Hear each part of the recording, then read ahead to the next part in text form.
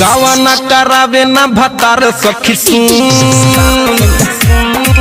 दैया गावना करावे ना भतार सखी सुन यारो ना आवे घरे बाटे रंगून दिने पदिने बढ़े आना धून चोली के दुनु करा न रजून दिने पदिने बढ़े आना धून चोली के होई करा न रजून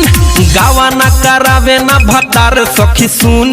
यारो ना आवे घरे बाटे रंगून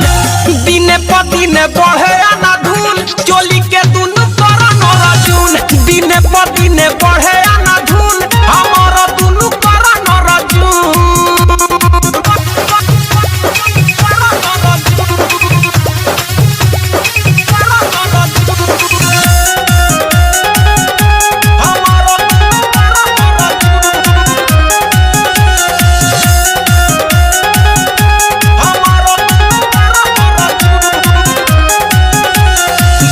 दिने साइजे कर 2 इंच बढ़ता केतना ही लोगवा के नजरी में गड़ता हाँ दिने दिने साइजे कर 2 इंच बढ़ता केतना ही लोगवा के नजरी में गड़ता है बढ़ के बवला से भइल बयलून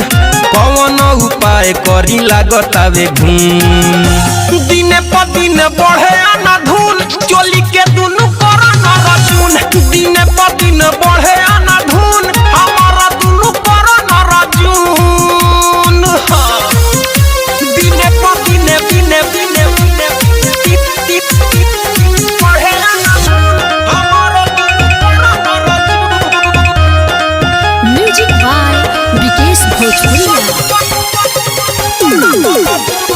लागतावे सखी रे ई दुनु कुछ दिन पर छुए लागी धरती लटक के जमीन पर हाय दैया और लागतावे सखी रे ई दुनु कुछ दिन पर छुए लागी धरती लटक के जमीन पर अरे अखड़िले तकिया दिहिले रोजे धुन कहियाले भतारा मनाई हनीमून